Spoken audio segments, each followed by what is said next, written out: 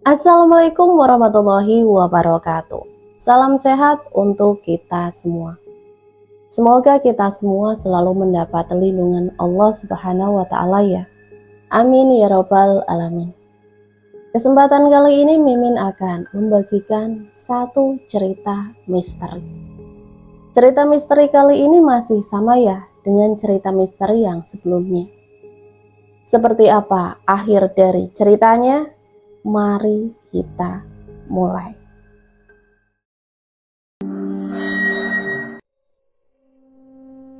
Suara benda-benda berjatuhan karena tersapu oleh tangan Rindi. Gadis itu mengerang marah dan melampiaskan pada sekelilingnya. Aku terbelalak melihat hal tak lazim tersebut. Baru kali ini Rindi terlihat sangat emosional dan mengerikan. Meski aku tahu dia menyeramkan, tetapi tak pernah kusangka gadis itu sangat menakutkan. Lagi-lagi kau menggagalkan rencanaku. Rindi berteriak sambil mengarahkan telunjuknya padaku. Aku beringsut semakin menekan diri ke tembok. Wajah Rindi berubah mengerikan. Meski tidak menjadi sosok kuntilanak, gadis itu terlihat layaknya setan. Wajah pucat, bibir kering, rambut acak-acakan. Aura Rindi berubah 180 derajat. Apa yang terjadi padamu? Tanyaku dengan nada ketakutan. Kau masih bertanya apa yang terjadi denganku? Aku yang seharusnya bertanya padamu. Apa yang sudah kau lakukan sehingga Romi menghilang? Nada suara Rindi meninggi. Matanya melotot dengan iris memerah. Itu semakin menakutkan dengan wajah pucatnya yang terus menatapku. Rindi, kau menakutkan. Aku menakutkan. Seharusnya kau sadar dari awal sehingga jangan pernah mengecewakanku. Sekarang kemana Romi pergi? Kau menyembunyikannya. Kau membawanya lari kan? Rindi kembali berteriak, kali ini bahkan mengguncang-guncang bahuku. Sakit, Rin. Aku mencoba melepaskan cengkramannya di bahuku. Seharusnya aku tak mempercayaimu. Desisnya, wajahnya terlihat semakin pucat. Tanpa kusadari, ia menggigil. Kulihat tubuh Rindi menggigil. Ia kemudian terjatuh bersimpuh sambil mendekap dirinya. Wajah pucatnya semakin pucat. Mata gadis itu terpejam seakan menahan sakit. Aku yang awalnya takut menjadi prihatin. Ada apa sebenarnya dengan Rindi? Mengapa ia menjadi aneh seperti ini? Rindi? Rin? Suaraku tercekat antara takut dan kasihan. Aku berjalan mendekatinya. Rin? Kembali kupanggil dia. Mulut Rindi membuka dan menutup. Lirih ia menggumamkan sesuatu. Sebenarnya rasa takut masih sangat dalam bercokol di hatiku. Namun melihat sahabatku terlihat menderita seperti ini, aku benar-benar kasihan padanya. Rindi, aku duduk bersimpuh di hadapannya. Mata Rindi masih terpejam, bibirnya kering, pucat dan pecah-pecah. Darah seakan surut. Kulihat wajah maupun tangan Rindi memutih bagi mayat. Darah. Lirihnya, aku mengernyitkan kening, berusaha mencerna apa yang ia katakan. Mata Rindi membuka. Aku tak lagi kaget ketika matanya berubah hitam sepenuhnya. Darah. Carikan aku darah. Tubuhku gemetar. Entah pengaruh apa yang ia taburkan padaku.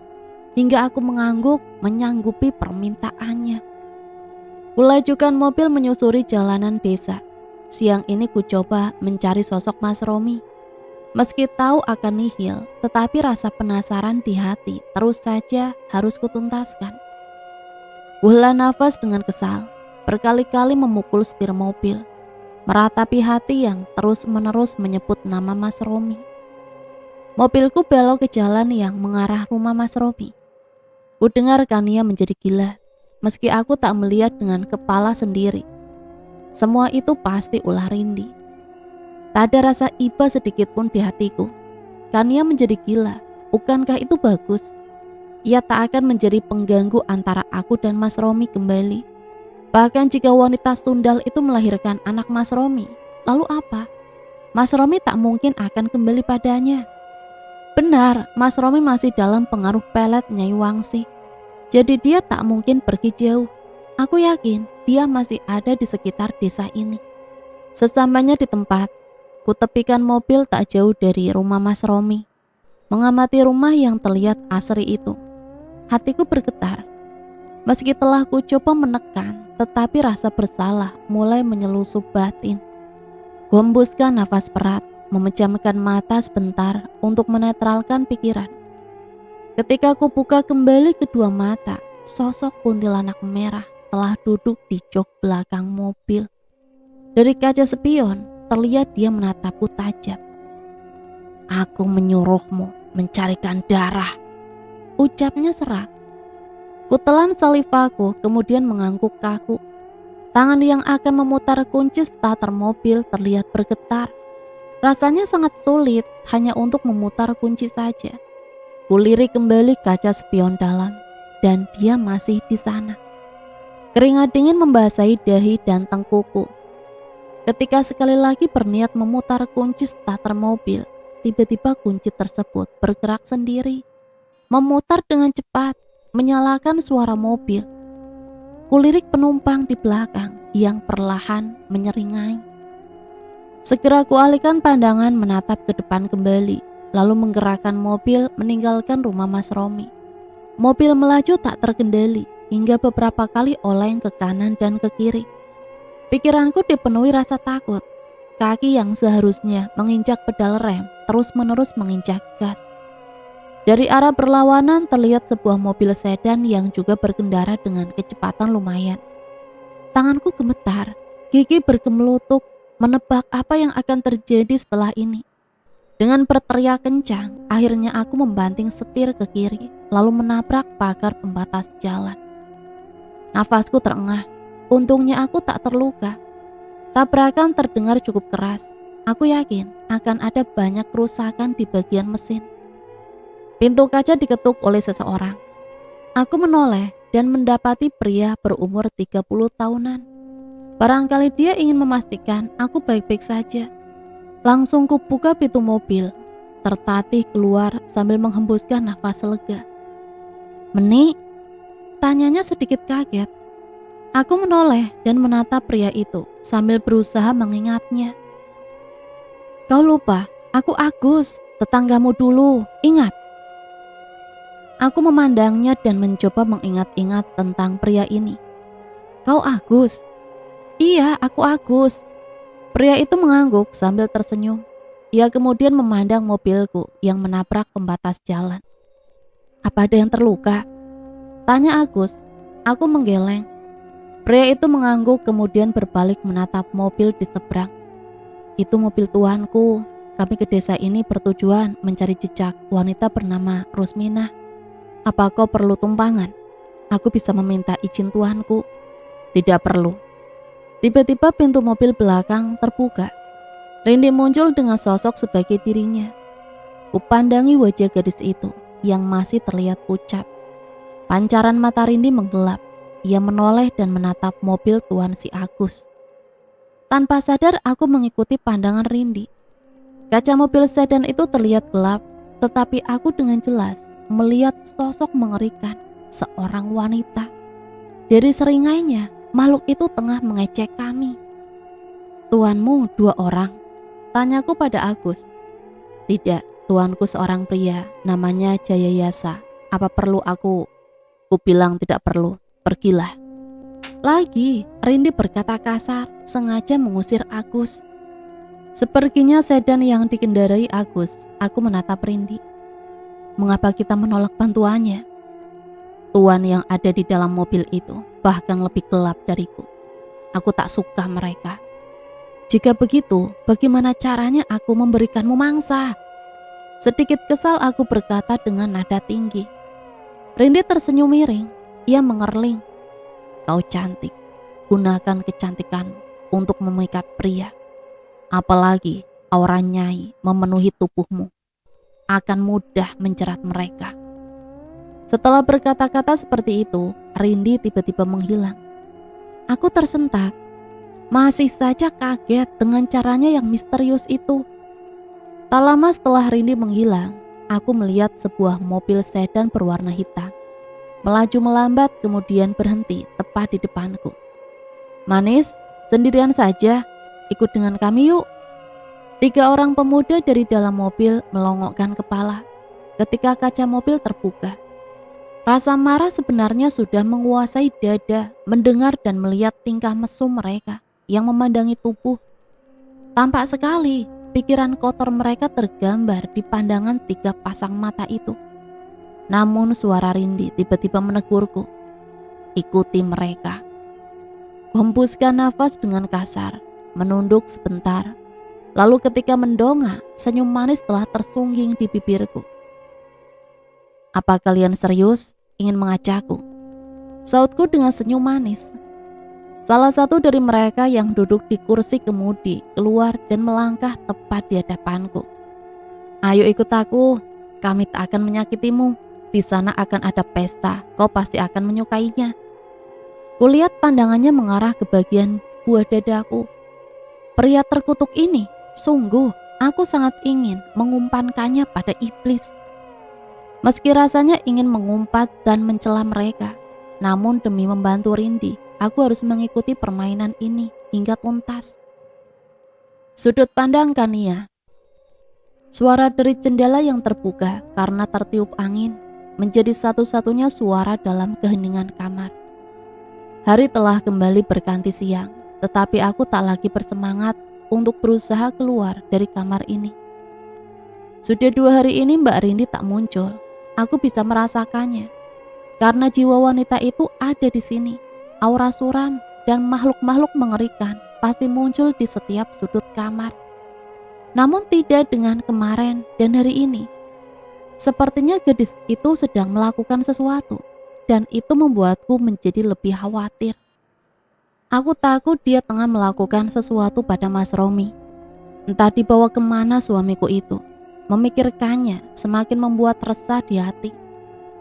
Sampai saat ini aku belum mempunyai kesempatan keluar dari sini. Pernah mencoba beberapa kali kabur, Mbak Rindi memergokiku dan semakin menambah penjagaan roh-roh gelap. Kali ini pun sama. Meski jendela terbuka lebar, aku tak bisa memanfaatkan hal itu sama sekali. Ku sentuh jendela dengan tangan kosong. Getar kekuatan tak kurasakan seperti kemarin-kemarin. Kembali menoleh ke dalam dan mengamati setiap sudut ruangan. Takut ini adalah jebakan untukku. Akhirnya setelah pertimbangan masak-masak, aku mencoba membuka jendela lebih lebar. Lalu menaikkannya, akan tetapi belum sempat kaki menyentuh tanah, suara geraman terdengar keras. Hingga menohok jantung berdegup kencang. Sosok makhluk berbulu tinggi dan besar dengan mata semerah darah muncul. Mataku terbelalak ketika makhluk itu menyeringai. Matanya kemudian fokus pada perutku yang terlihat sedikit menonjol. Refleks tangan kiriku menutupi perut sebagai gerakan perlindungan diri. Aku kembali masuk ke dalam kamar. Degup jantung masih terasa menghentak. Kuputar badan menghadap jendela itu kembali, memastikan makhluk tadi tak masuk. Dan memang tak ada apapun di sana. Tapi entah mengapa, bau harum pandan terasa semakin pekat meski aku menutup hidung. Beranjak cepat aku berniat menuju ranjang kembali. Baru beberapa langkah, aku berhenti. Di ranjang sana, sosok Mas Romi sedang duduk sambil tersenyum memandangku. Wajahnya terlihat tampan seperti biasanya. Tak ada tanda-tanda ia dianiaya. Keningku berkerut mencoba memandang lebih teliti sosok Mas Romi. Namun berkali-kali aku mencari kesalahan. Sosok Mas Romi terlihat seperti dirinya yang biasa. Masuk dari mana dia? Jika dari pintu, mengapa aku tak mendengar pintu yang dibuka? "Kania," panggilnya. Aku mengernyitkan kening. Suaranya pun sama. "Kania." Sekali lagi ia memanggil. Kali ini sambil berdiri. Langkahnya pelan penuh wibawa mendekatiku. "Sayang, mengapa kau menatapku begitu?" Ia mengulurkan tangan. lalu membelai rambutku. Aku menenggelamkan kepala, menghindari belayannya yang berlanjut. Mas Romi berkerut memandangku aneh. Kau tak suka ku belai? Mas, kapan datang? Kenapa aku tak mendengar kedatanganmu, Mas? Ucapku sambil melirik ke pintu yang masih tertutup rapat. Mas Romi tersenyum, dia maju semakin mendekat. Mungkin karena rasa takut dan pengalaman melihat Mbak Rindi yang dapat mengubah diri menjadi Mas Romi, aku langsung bergerak mundur. Melihatku yang menghindar, Mas Romi akhirnya bergeming. Ia menatapku dari ujung kaki hingga ujung kepala, membuat risih dan tak nyaman. Meski aku tak mempunyai kekuatan apapun, dapat dipastikan sosok di depan bukanlah Mas Romi. Siapa kau? Tanyaku dengan bibir gemetar. Tentu saja, aku suamimu. Jawabnya sambil menyeringai. Bulu kuduku mulai merinding saat seringainya semakin lebar. Benar, dia bukan Mas Romi. Mas Romi tak pernah menyeringai, menjijikkan seperti itu. Aku minta, siapapun kau, pergilah, jangan ganggu aku. Kania, aku Romi suamimu. Bukan, kau bukan dia. Kania, dia maju dan menangkap tangan kananku. Aku segera meronta, tetapi ia semakin mencengkramku. Kania, aku Romi, suamimu. Aku datang kemari karena merindukanmu. Tidak, pergi, pergi. Aku mencoba meronta lebih keras, namun bagaikan rantai baja. Tangan yang mencengkramku benar-benar kuat. Meski terasa sakit, aku tetap mencoba sekuat tenaga meronta. Suara keraman terdengar sebelum tubuhku ditarik lalu terjatuh di kasur.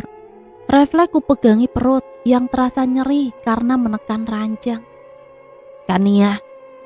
Kali ini suara dari sosok Mas Romi berubah menyeramkan, serak dan besar.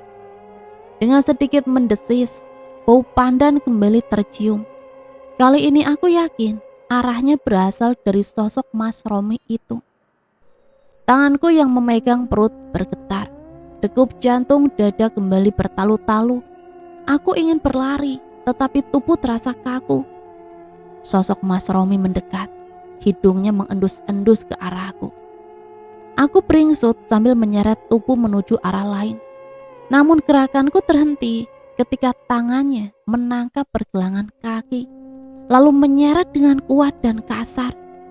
Aku menjerit keras ketika sosok Mas Romi menindihku dan mencoba mencium lekuk leher. Bau pandan begitu menyengat. Kulit serta nafasnya terasa begitu pekat. Jeritanku teredam oleh tangannya. Aku membelalak dengan air mata yang siap tumpah. Tolong, Bu. Tolong Ibu. Tolong aku, Bu.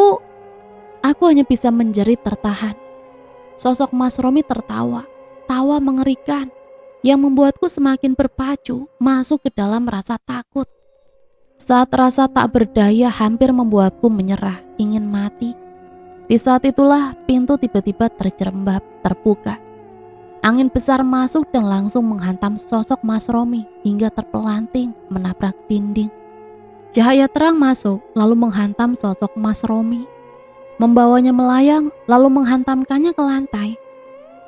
Sosok Mas Romi terbatuk-batuk, tubuhnya perlahan berubah menjadi makhluk mengerikan, berbulu lebat dengan mata merah yang aku temui di jendela tadi. Makhluk yang disebut oleh kebanyakan orang sebagai genderuwo. Makhluk itu mengeram ke arah dinding. Padahal tak ada apapun di sana. Tiba-tiba kerlip cahaya kembali menyambar tubuh genderuwo itu hingga terpojok ke dinding. Saat itulah pendar cahaya itu berubah menjadi sosok manusia yang sangat kukenal. Ibuku, Kalia. Berani kau menyentuh anakku, setan busuk.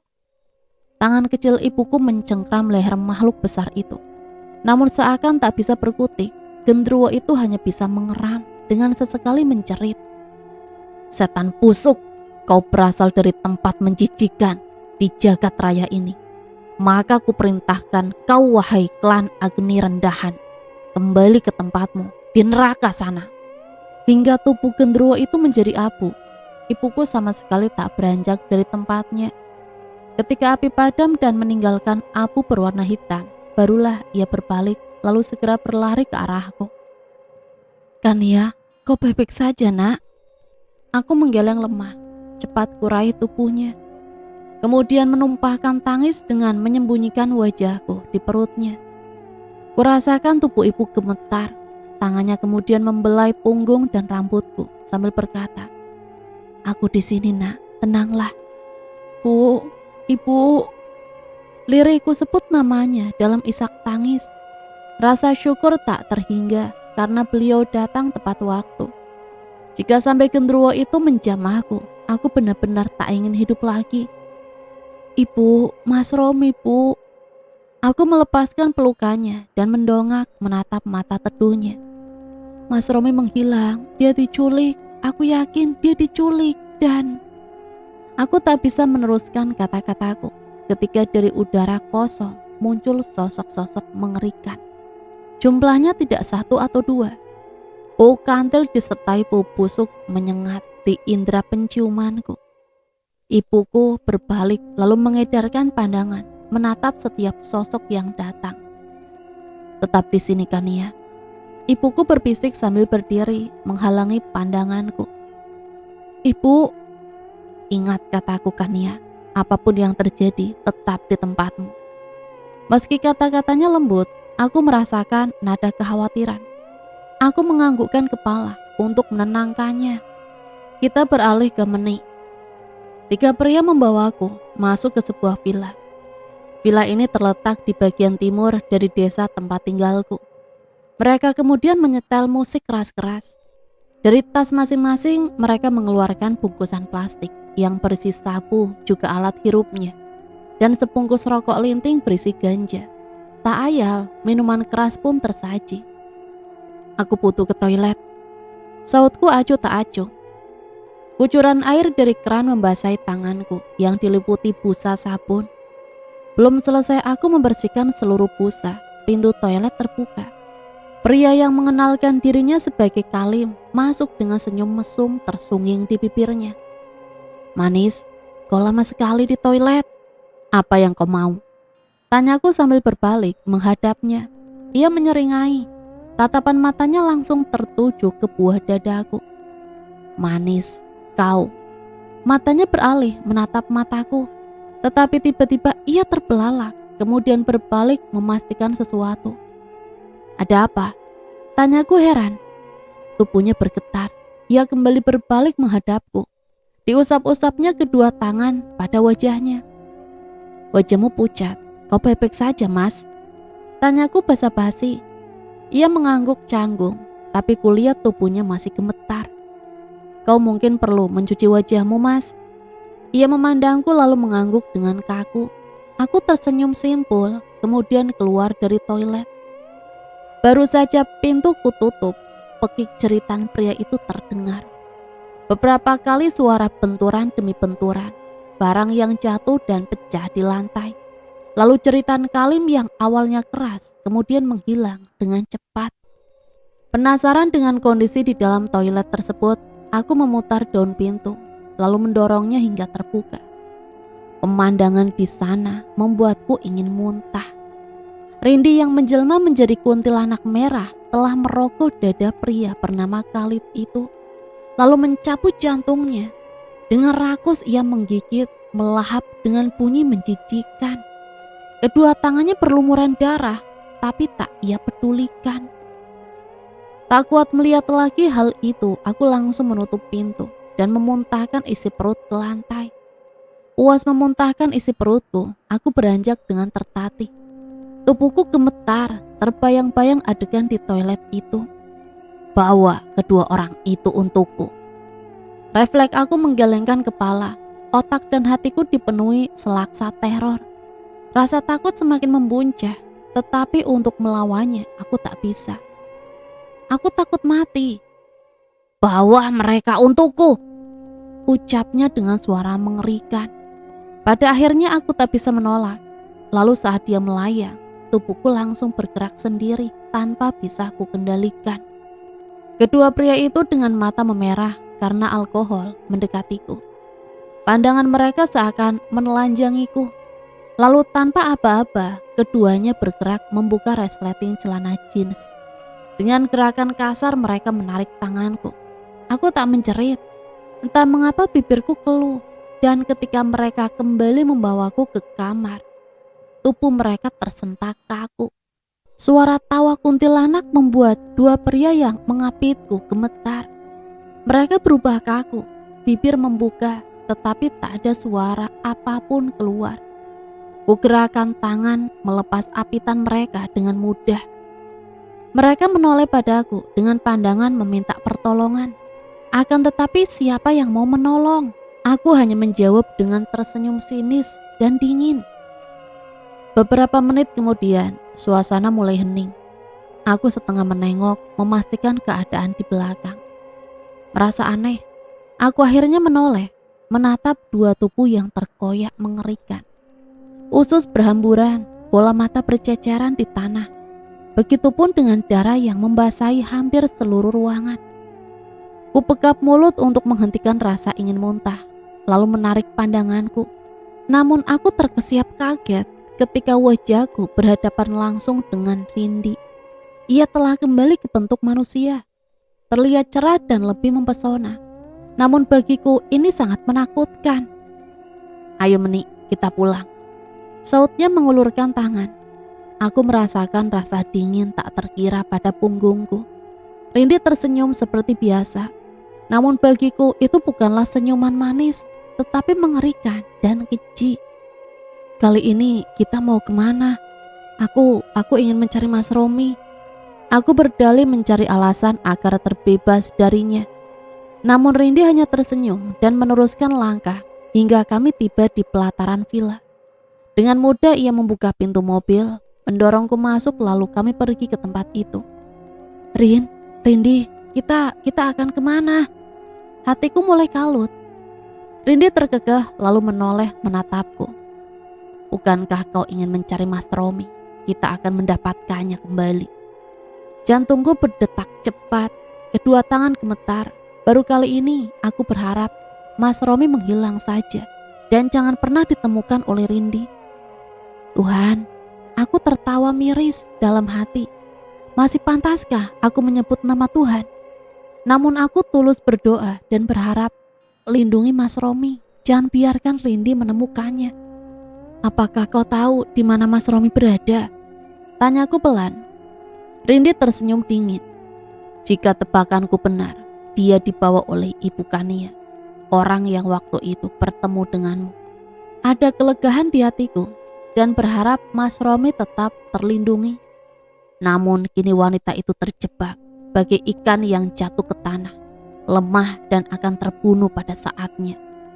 Rindi tertawa terbahak-bahak, tawa yang berubah menjadi mengerikan dan menambah ketakutan di hatiku.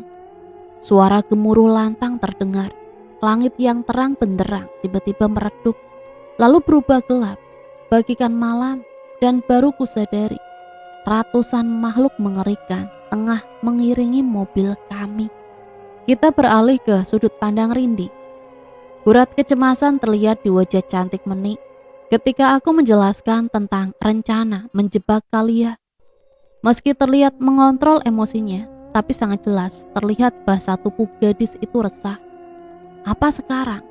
Apa dia mulai menyerah dan menjauhiku?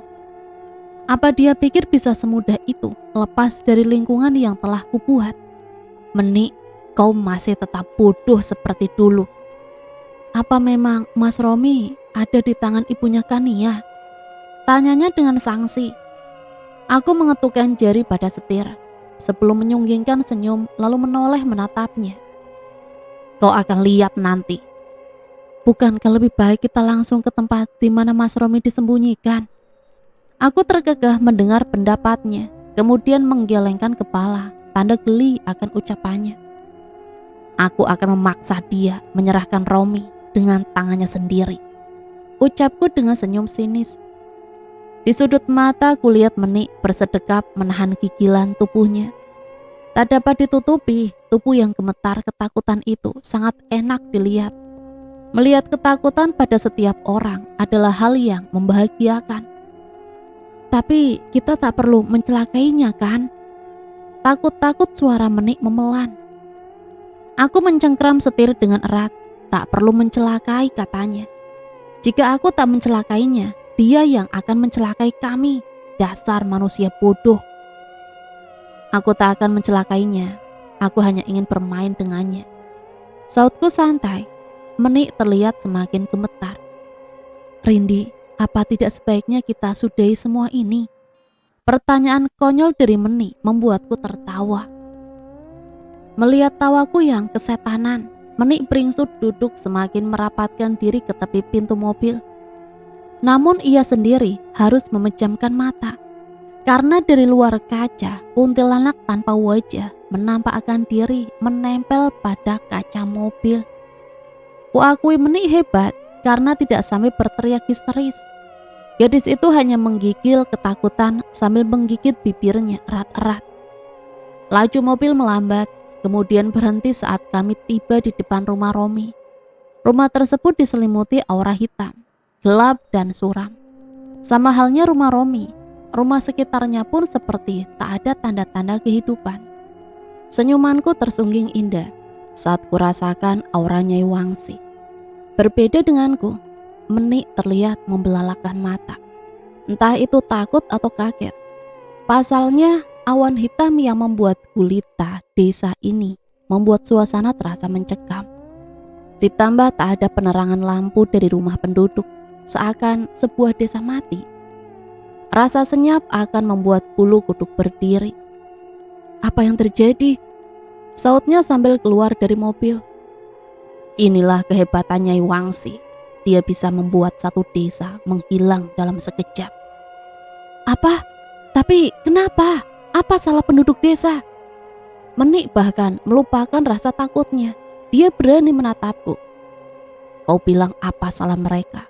Kau lupa mereka menertawakanmu ketika kau datang ke pesta pernikahan Romi. Kau juga lupa hari di mana Romi memboyong istrinya menempati rumah itu dan mereka menggunjingmu. Aku berkata dengan keras sambil berkacak pinggang. Menik menggeleng-gelengkan kepalanya. Semburat air mata terlihat di pelupuk matanya. Aku tak pernah dendam pada mereka, Rin. Garis bibirku terangkat membentuk senyum mengejek. Kau bodoh. Rindi, apa yang kita lakukan sekarang sudah terlalu salah. Sudahi ini dan... Menik mencerit. Dapat kulihat rasa sakit di matanya. Ia meringis sambil memegangi kepala. Jerit teriakannya menjadi musik indah di telinga ini. Tangan Menik menggapai-gapai ke arahku, tapi aku tak sedikit pun berniat membantunya. Air matanya mengalir. Sosok kuntilanak tengah mencengkram kepalanya. Kuku-kuku panjang dan hitam itu menutupi kedua mata Menik. Jerit kesakitan Menik membuatnya terbungkuk-bungkuk. Kali ini ia seperti kehabisan nafas.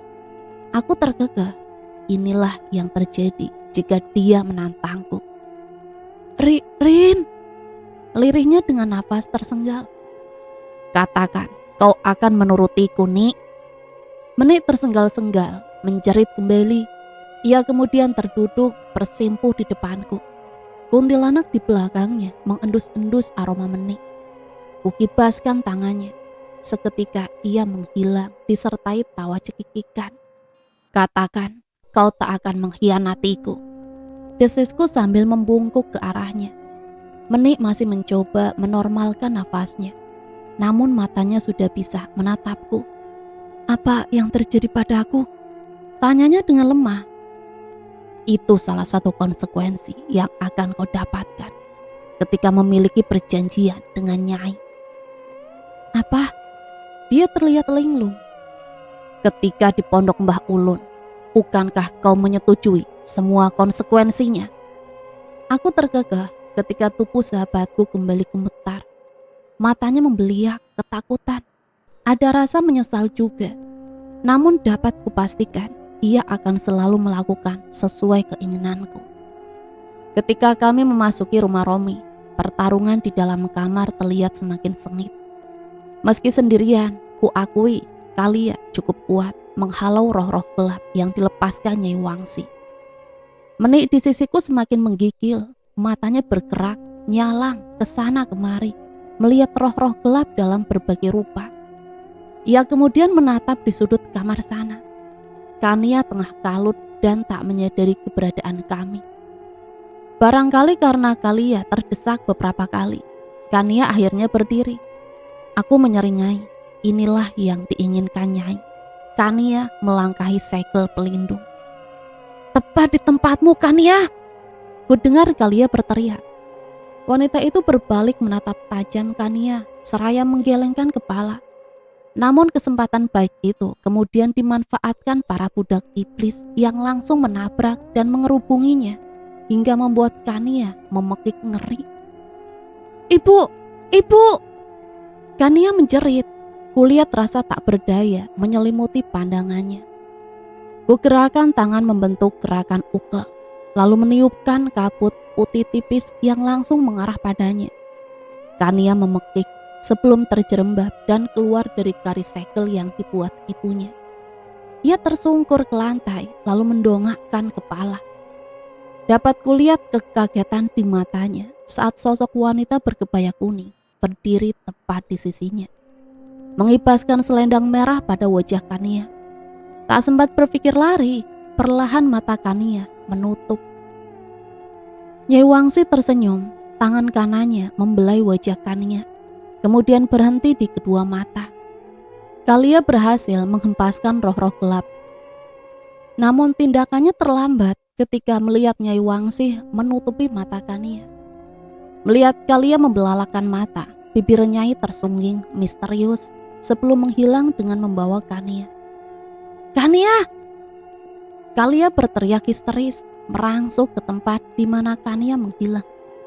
Tak ia hiraukan roh-roh gelap yang sempat menyerangnya. Aku tertawa terbahak-bahak. Sosok kuntilanak dengan kaki kuda-kuda merangsek ke arah Kalia, lalu menarik leher wanita berjubah coklat itu. Kuntilanak itu mendengus sambil membelai-belai wajah Kalia dengan kuku-kuku runcingnya. Kalia mencoba menggerakkan tangan, membuka cengkraman itu. Namun sosok kuntilanak lain muncul dan mencengkram kepalanya. Teriakan Kalia menggema ke seisi rumah, mengiringi tawaku yang terbahak. Ini balasan untuk orang-orang yang mencoba menggagalkan rencanaku. Aku mendesis sambil mendekatinya.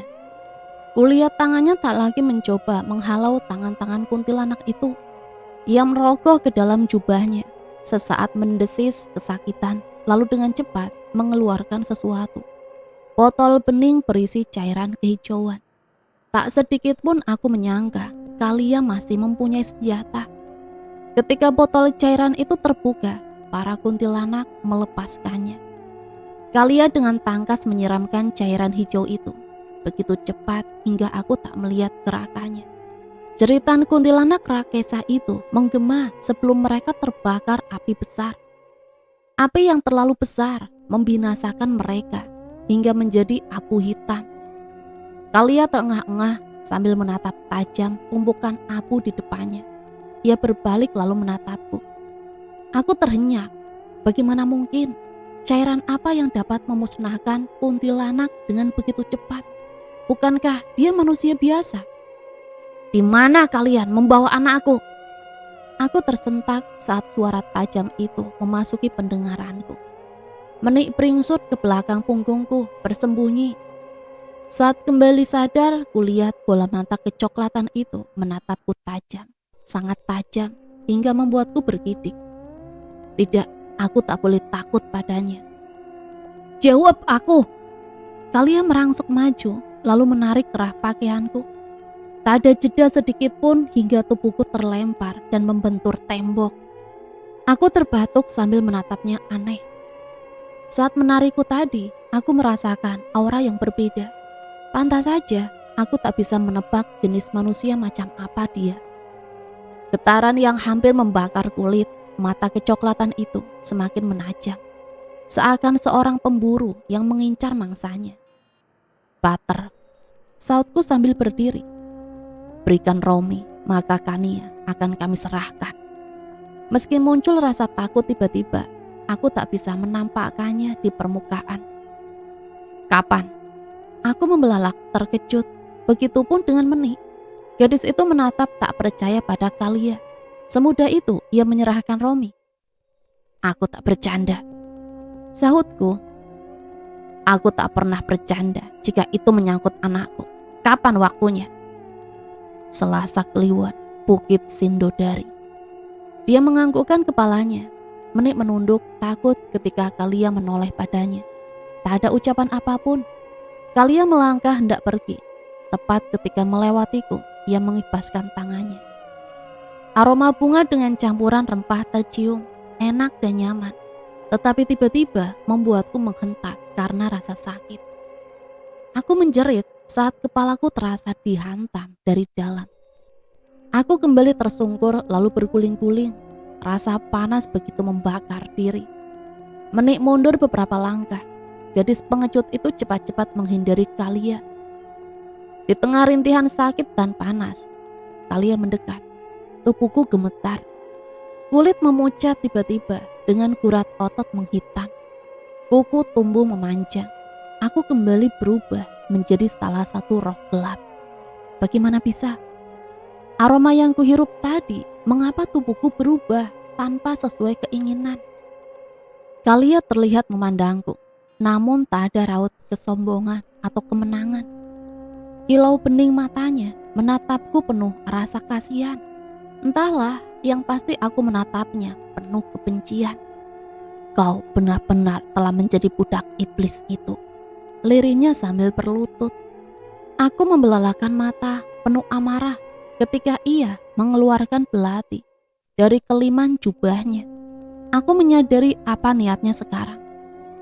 Apa yang akan kau lakukan? Seketika aku memekik ketika dia memenggal seraup rambutku. Tak ada yang lebih menakutkan dari kaum kuntilanak Jejedian selain memenggal rambut kami. Tubuhku gemetar, meraung kuat hingga akhirnya melemah. Perlahan tubuhku kembali menjadi bentuk manusia. Hingga tiba di hari perjanjian, aku harus melemahkanmu. Bisiknya. Aku menyeret Meni menuju mobil, lalu setengah memaksanya masuk. Tubuhnya gemetar ketakutan, tapi aku tak peduli. Ia harus membantuku melaksanakan semua rencana yang sudah kususun lama. Mobil kami melaju ke jalan desa yang terlihat kosong. Kita mau kemana? Menuju rumah orang tua Romi. Untuk apa? Menjemput mereka. Sautku sambil tersenyum sinis. Tapi kau hanya perlu mengikutiku nih. Jangan tanyakan apapun. Suaraku berubah serak. Menik menurut, ia akhirnya diam meski gelisah terbayang dalam wajahnya. Mobil akhirnya sampai di depan rumah orang tua Romi. Suasana gelap membuat rumah terbesar sedesa itu terlihat sunyi. Tak ada lampu listrik yang menyala. Sisi-sisi rumah yang masih rimbun oleh pepohonan semakin membuat suasana rumah itu menakutkan. Namun aku tak peduli. Dengan mudah ku masuki gerbang rumah itu. Dengan diikuti Menik. Wanita itu tentu akan takut jika sendirian di mobil. Mau tak mau, dia akan ikut bersamaku. Pintu membuka dengan sendirinya. Pencahayaan di dalam kamar temaram. Namun aku masih melihat jelas bagaimana kondisi di dalam sana. Rahma tengah menggigil ketakutan dengan rambut yang acak-acakan.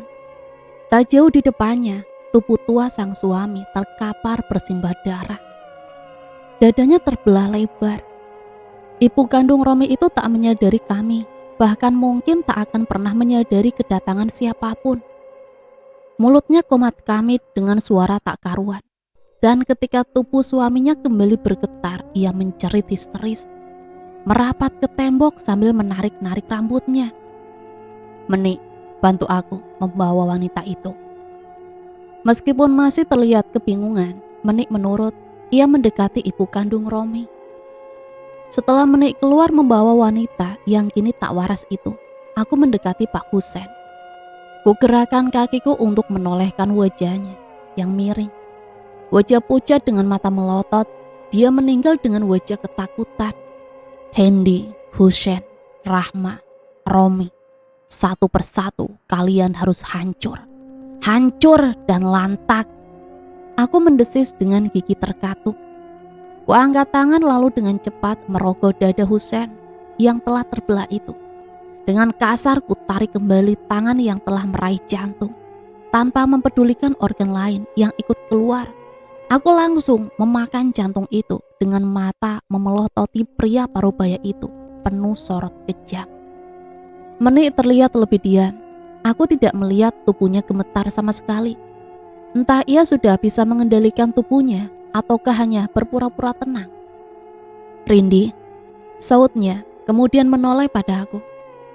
Aku bergeming, hanya meliriknya sebentar sebelum kembali tak acuh. Sebenarnya ada dendam apa kau dengan keluarga Mas Romi? Menik menoleh ke jok penumpang belakang di mana ibu kandung Romi itu duduk dengan pandangan mata kosong. Aku terkikik. Aku hanya membantumu. Jangan pergilah, kau membantuku, Rin. Suara gadis itu menajam. Kutolehkan wajahku ke belakang, menatap puas keadaan wanita parubaya itu. Lalu beralih pada Menik yang menunggu jawabanku. Mau ku ceritakan sebuah cerita? Menik menatapku heran. Benar, aku salah satu pemuja setan. Aku tersenyum miring. Menik meneguk salivannya. Gemetar tubuhnya kembali. Mengapa? Aku tersenyum miring, miris dan sinis. Anganku melayang pada 10 tahun silam tentang rasa sakit hati dan kehancuran seorang Rindi. Sejak lulus SMP, aku dan orang tuaku pindah ke kota lain. Ayah mengembangkan bisnis kayu jati di sana. Usaha keluarga kami tergolong lancar. Aku bersekolah dengan tenang dan ibu membantu ayah di bisnisnya. Kehidupan keluarga kami sangat harmonis, tanpa hambatan apapun. Lalu ayahku mulai melebarkan bisnis ke perkebunan cengkeh. Ia mulai dari nol lagi. Mencoba bersaing dengan pengusaha-pengusaha lainnya. Lalu ketika sebuah tender besar dari salah satu pabrik kretek, ia menangkan. Ayah benar-benar bahagia. Sebagai pengusaha yang baru merintis di bisnis ini, ia tergolong berhasil. Namun, tender itu dibatalkan. Pihak pabrik kretek itu membeli cengkeh dari perkebunan lain yang lebih murah. Ayah telah mengeluarkan modal yang amat besar. Modal itu didapat dari pinjaman bank. Lalu pada suatu hari, aku mendapati tubuhnya kaku. Ayah meninggal bunuh diri. Ibu menjadi stres, jiwanya terganggu. Mengenalku pun tidak. Yang dia sebut hanya nama ayah. Saat itulah keluarga Husein datang. Mereka menolong dan membawaku ke kediaman rumah mereka. Aku merasa mereka adalah malaikat penolong. Aku tertawa terbahak-bahak. Aku bahkan dijodohkan dengan Romi. Sautku sambil menoleh pada Menik.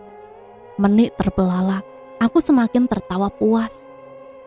Namun semua tak seperti yang kubayangkan. Romi menolakku. Dia berkata, tak ingin hidupnya tergadai jika menikahiku nanti. Begitu sombongnya dia. Ku cengkram kemudi lebih erat, terngiang-ngiang ucapan pria itu. Lalu ketika aku akan mengadu pada Bu Rahma, aku mendengar pembicaraan kedua suami istri itu. Mereka adalah dalang dari semua kesusahan ayahku. Merekalah yang merebut tender ayahku. Sebagai permintaan maaf, mereka menyodorkan Romi agar menikahiku. Tubuhku gemetar mengingat kejadian 10 tahun yang lalu itu. Aku tak peduli bagaimana ekspresi Menik. Menerima kenyataan sebesar itu membuatku sedih. Tak percaya dengan kondisi yang seperti mimpi buruk itu. Aku gamang, tak tahu apa yang harus kulakukan.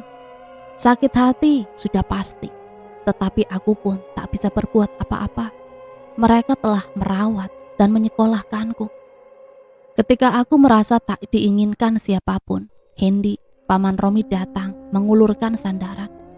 Aku terbuai meski ia pria beristri, aku tak peduli. Akan tetapi lagi dan lagi, nasib buruk mempermainkanku. Mengetahui aku hamil, Hendy tak bahagia sama sekali. Ia takut hubungan kami tercium kakak dan istrinya. Aku kembali sedih, lama dia tak pernah muncul menemuiku. Hingga suatu hari, ia datang kembali dengan segala bujuk rayu. Aku menerima ajakannya yang akan membawaku pergi, menjanjikan sebuah pernikahan dan kehidupan keluarga yang bahagia. Mobilku berhenti di tepi sebuah jurang. Aku menatap Menik, lalu menoleh ke sisi jurang sana. Di sana, Hendy mendorongku. Aku menutup ceritaku. Suasana di dalam mobil hening, netraku lurus menatap sisi jurang. Bayangan kejadian itu seakan baru kemarin dan terus-menerus terngiang di ingatan. Di kegelapan jurang itu, aku menangis, merasakan sakit di sekujur badan. Darah keluar dari setiap sisi tubuh. Kulitku tergores ranting-ranting. Hidung, mulut, telinga mengeluarkan darah. Di bawah jurang sana, berteman dengan rasa sakit, aku memohon pertolongan. Aku menyebut kedua orang tuaku, menyebut Romi, menyebut siapapun yang ada di pikiranku, termasuk namamu. Kulihat mata Menik berkaca-kaca. Saat itulah Mbah Ulum datang, entah dari mana. Tubuhku rusak parah, tak bisa bertahan lagi. Hingga akhirnya aku menyetujui perjanjian darah dengan Nyai Wangsi. Mereka telah merusak hidupku, Menik. Mereka membunuh keluargaku, membuatku seperti ini. Aku harus menghukum mereka. Isak tangis Menik terhenti. Dari sudut matanya, ia tengah mengusap air mata yang mengalir di pipi. Lalu mengapa? Mengapa kau menarikku, Rin? Kau libatkan aku dalam dendamu. Mendengar perkataan Menik, aku tergegah, kemudian berubah menjadi tawa.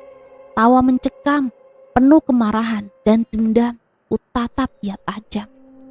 Menik, kau lupa dengan janji persahabatan kita waktu kecil. Suka dan duka kita akan hadapi bersama. Kau lupa akan hal itu, hah? Menik terbelalak. Sisa-sisa air mata masih menggantung di kelopak matanya. Namun tatapan sedihnya sekarang berubah menjadi tatapan ketakutan. Dengan suara lamat-lamat aku berkata, Menik, bukankah seorang sahabat sejati akan selalu membela sahabatnya? Dan sekarang sudah waktunya kau harus membelaku. Meski suaraku pelan, aku yakin Menik mendengarnya dengan jelas. Karena sekarang tubuhnya kembali gemetar. Ketakutan dari matanya sangat indah. Pemandangan yang sangat kusuka. Sudut pandang Kalia. Tubuhku kembali terpental ketika mencoba memasuki pintu goa. Ingin rasanya menjerit keras, memaki atau memusnahkan gua itu. Apa yang harus kulakukan? Kutatap tajam pintu goa yang telah disegel itu. Rindi benar-benar menyalahi perjanjian. Jika dia menyalahi perjanjian itu, jangan salahkan aku jika aku berbuat nekat.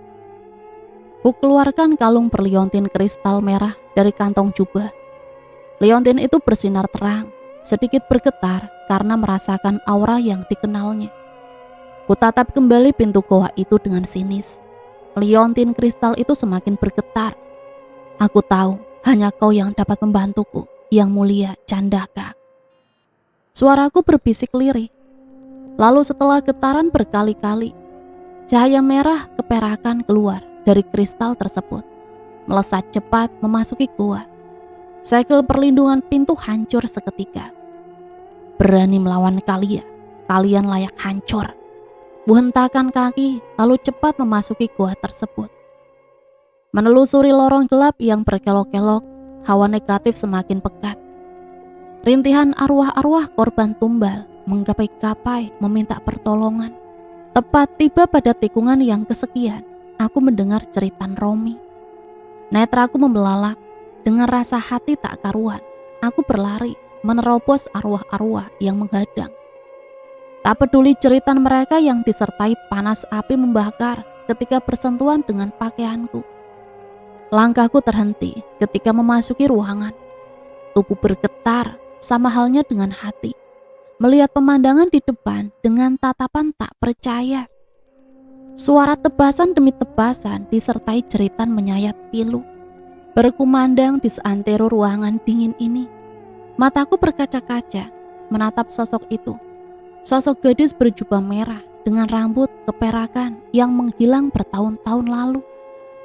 Kipasan jubah merah membuat para roh gelap terdesak, membentur dinding lalu disusul jeritan.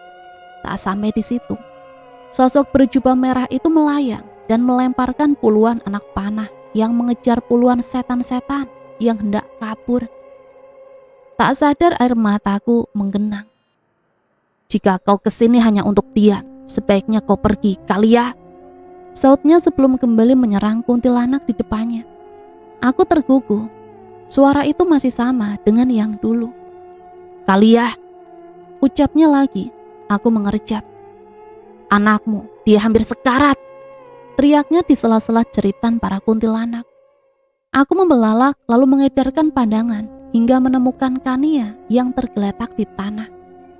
Kusongsong tubuh jelita yang kini kuyup itu, seakan kematian hampir merenggutnya.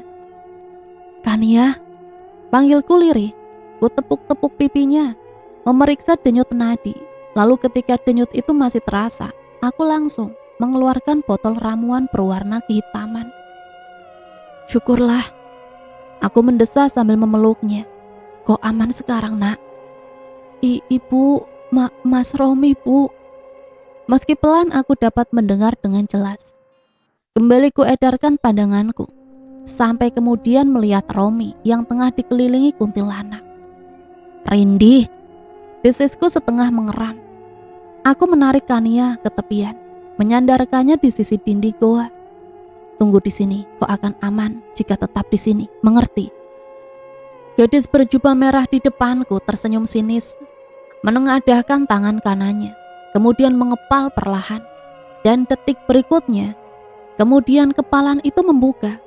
Gulungan cahaya keperakan itu meledak, menyilaukan mata, tetapi auranya dahsyat hingga membakar seluruh kuntilanak yang tersisa. Jerit Rindi menggema, ia terpental dan menabrak tembok. Menik tersungkur ke tanah, merintih sambil mengeluarkan seteguk darah. Namun matanya yang kosong kembali cerah perlahan-lahan. "Kurang ajar!" Rindi menjerit. "Siapa kau? Mengapa kau ikut campur urusanku?" "Aku tak akan ikut campur jika kau tak membahayakan nyawaku," ucap Candaka. "Aku tak mengenalmu. Bagaimana mungkin aku membahayakan nyawamu?" Candaka terkekeh. "Terkadang berhadapan dengan kusara busuk sepertimu amat sangat menjengkelkan. Sekarang pilihlah, kau mati atau lepas semua ilmu hitammu." Rindi mengeram, matanya menajam menatap Candaka. "Kau, aura itu, kau roh dalam kandungan Kania?" Itu bukan pertanyaan. Rindi telah menyimpulkan semuanya. Rindi tertawa terbahak-bahak, tawa gila yang membuatku mengernyit jijik. Dia benar-benar tak tertolong lagi. Ketika tawanya berhenti, Rindi kembali menatap Candaka. "Auramu bukan aura manusia. Kau iblis, siluman. Jenis apa sebenarnya kau ini?" Candaka berdecak. "Aku tak akan menjawab pertanyaan manusia busuk. Jadi, kembali ke awal. Kau mati atau melepas semua ilmu hitammu." "Keparat!" Rindi mendesis. Ia kemudian mengangkat kedua tangannya. Gaung gamelan terdengar entah dari mana. Rindi menari, tetapi wajahnya begitu mengerikan. Tangan gemulainya meliuk-liuk seakan sebuah ritual. Langkah Rindi semakin mendekat, tapi tak ada pergerakan dari sisi Candaka. "Kau pikir dengan mantra-mantra itu aku akan terpengaruh?" Suara Candaka sangat dingin. Telapak tangannya memegang upun-upun Rindi, setengah mencengkram hingga gadis itu menjerit kesakitan. Jeritan Rindi semakin histeris. Cahaya perak keluar dari telapak tangan Candaka. Angin dingin menerpa jubah merah itu, berkibar dengan segala kuasa. Siapapun yang melihatnya akan merasa ingin menundukkan diri di bawah tatapannya. Rindi semakin menjerit, jeritan yang berubah serak, menyeramkan. Aura hitam berpendar menyelubungi dirinya. Dan ketika Candaka menekan kekuatan lebih dalam, sinar berwarna merah pekat melompat keluar dari tubuh Rindi. Sinar itu berubah menjadi sosok seorang wanita berkebaya kuning dengan selendang merah. Wajahnya yang biasa cantik terlihat mengerikan dengan kulit mengelupas, dan darah yang menyelubungi dirinya. Menik memekik ngeri. Untuknya, ini pasti sesuatu yang amat mengerikan. Aku tahu meski gadis itu gila dengan obsesinya pada Romi, pada dasarnya dia seorang gadis yang baik. Candakah? Kau candakah? Akhirnya kau muncul. Suara serak Nyai Wangsih berkumandang. Entah ini keberuntungan atau bukan, tetapi namamu selalu bergema dalam kemarahan ratu kami. Candakah, jika aku dapat membunuhmu, ratuku akan bahagia. Aku mengernyit jijik. Suara serak dan jelek si Nyai benar-benar tak enak didengar. Ratumu, dia bukan tandinganku. Nada Candaka datar dan dingin, menganggap remeh lawan di depannya. Hal itu membuat Nyai Wangsih menggema perang. Sudut pandang Rindi. Rasa sakit menyerang dada. Aura wanita itu sangat menyesakan, membuat tubuhku yang setengah iblis ini berkali-kali didera rasa sakit.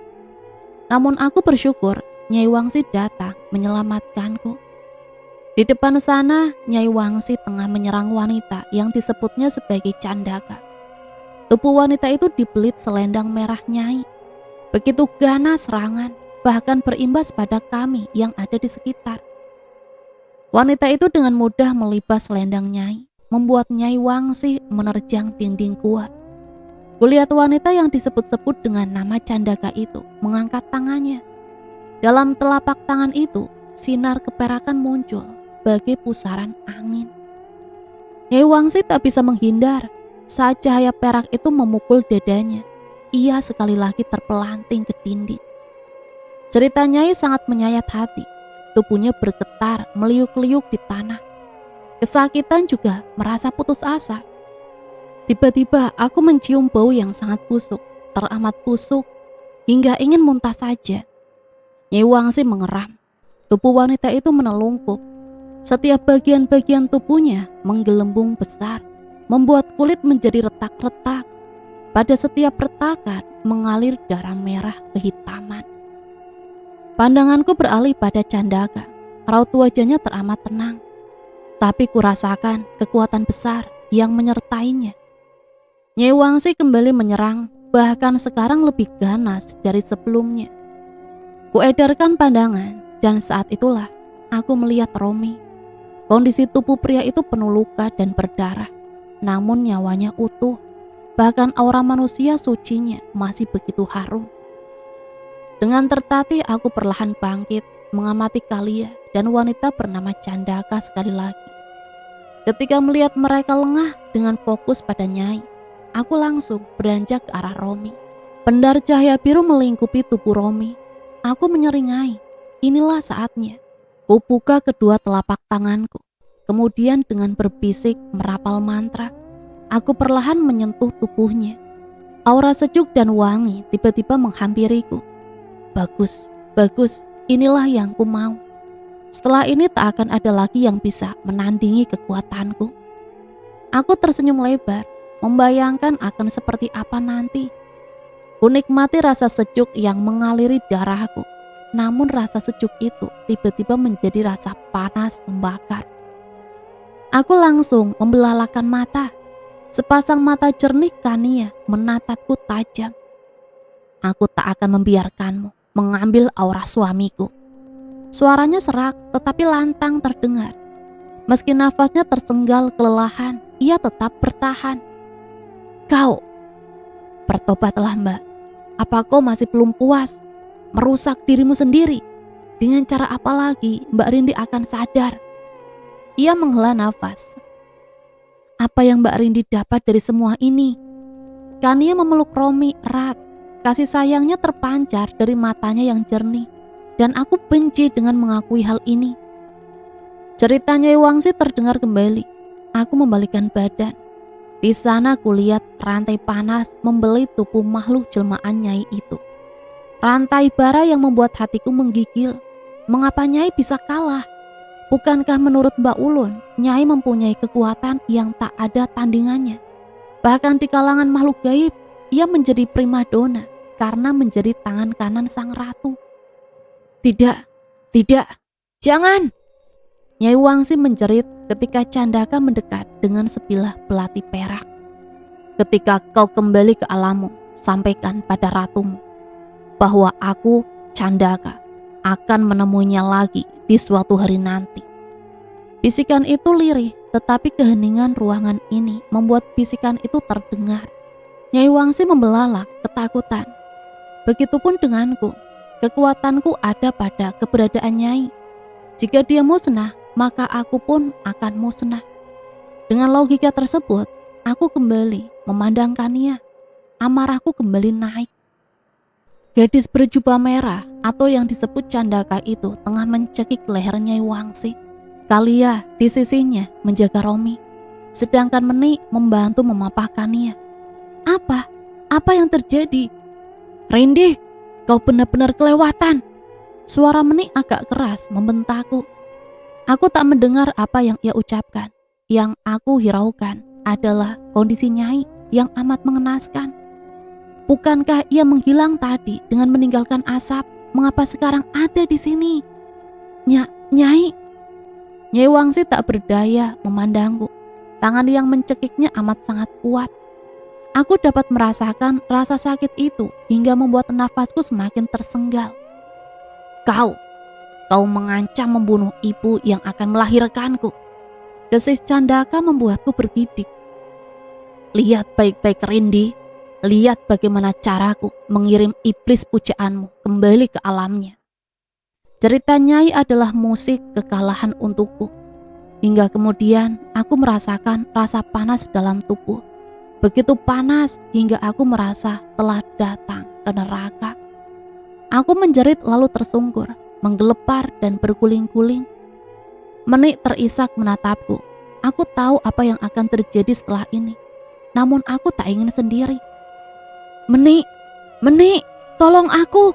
Meni. Jeritku di tengah gelepar rasa panas tubuh. Meni semakin terisak, namun ia tak berani beranjak. Ia hanya saling menatap dengan Kania. Aku benci melihat kedekatan mereka. Meni sahabatku, mengapa dia tak mau melihatku? Getaran tanah tiba-tiba kurasakan. Tanah retak perlahan-lahan membuka lebar. Aku terbelalak ngeri. Tidak, aku tak ingin mati. Mereka belum mati semuanya. Musuhku belum mati. Dapat kurasakan tangan-tangan hitam merayap keluar dari tanah yang retak. Aku mencoba bangkit dan berlari ke arah Meni. Namun tak sampai tanganku menggapai Meni, tarikan kuat menarik kakiku hingga tubuh ini jatuh tertelungkup. Tangan-tangan hitam menggapaiku beramai-ramai. Aku menjerit, meneriakkan nama Meni. Namun gadis itu tak sedikit pun maju untuk menolongku. Aku terjatuh dalam pusaran kegelapan hingga tanah benar-benar menutup kembali. Tangan-tangan hitam itu terus-menerus menyeretku. Meni, aku tak akan melepaskanmu. Aku berjanji bahwa jika aku terjebak dalam neraka, aku akan merangkak keluar dan menarikmu kembali. 5 bulan berlalu sejak menghilangnya Rindi. Aku tak tahu harus bersyukur atau sedih. Satu sisi aku bahagia terlepas dari jerat iblis. Di sisi lain, aku sedih harus kehilangan sahabatku. Sosok yang berani melindungi dan membela diri ini dari dulu. Aku bukan wanita yang tak tahu terima kasih. Semua kehidupan damaiku memang hasil dari pertolongan Rindi. Ketika dulu, Ibu dan Mbak Nurma berniat menjualku, hanya Rindi dan keluarganya yang berani membantu, bahkan melindungi keberadaanku selama setahun penuh. Belum juga aku dapat membalas pertolongan mereka. Kabar terakhir yang kudengar, bahwa mereka telah pergi jauh.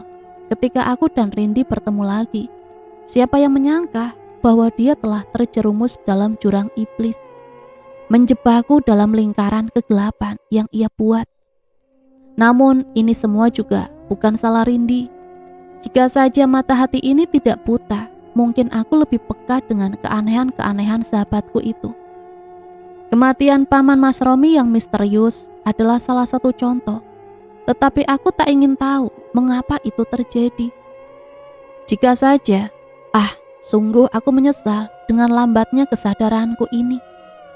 Pada akhirnya aku memang selamat dari jerat Rindi, Tetapi entah mengapa ada lubang menganga di hati ini. Dan lubang kesepian itu semakin melebar, tak kalah melihat sosok pria yang sampai saat ini masih kucintai. Mas Romi, dia begitu bahagia dengan keluarga barunya. Senyum tulus pria itu ketika menatap bayi dalam gendongan istrinya membuat hatiku perih. Dan kecupan di dahi Kania masih saja menggores hati ini. Mbak Meni, sapa Kania menyadari keberadaanku yang tengah memandangi mereka berdua. Aku mengerjapkan mata, menahan air mata yang hampir menetes. Kusunggingkan senyum lalu masuk ke ruang rawat inap di mana Kania duduk bersandar di ranjang sambil menggendong bayinya. Hai, sapaku menatap mata mereka satu persatu. Ingin ku tatap lama mata bening Mas Romi. Tapi aku takut, aku tak bisa mengendalikan diriku. Lalu membuat tindakan amoral pada mereka. Aku mendengar kabar kau melahirkan, jadi aku terburu-buru ke sini. Maaf ya jika kedatanganku. Aku berhenti berkata, merasa canggung sendiri. Kania tersenyum lalu menyodorkan bayinya ke tangan Mas Romi. Pria itu dengan sigap mengambil alih anaknya. Dapat kulihat bayi cantik itu membuka matanya sebentar sebelum menutup kembali. Ah, alangkah bahagianya Mas Romi. Kania memegang tanganku sambil berkata, terima kasih Mbak Meni sudah datang kemari. Aku sangat bahagia. Senyum Kania menular ke bibirku. Aku menangkupkan tangan wanita itu, memandang mata jernihnya yang berbinar. Tentu, bagaimana mungkin Mas Romi tak bisa mencintainya? Kania memang mudah menaklukkan hati setiap orang, termasuk hatiku. Pada akhirnya, meski aku tak rela, aku mengakui Kania memang yang dibutuhkan Romi untuk mengarungi kehidupan.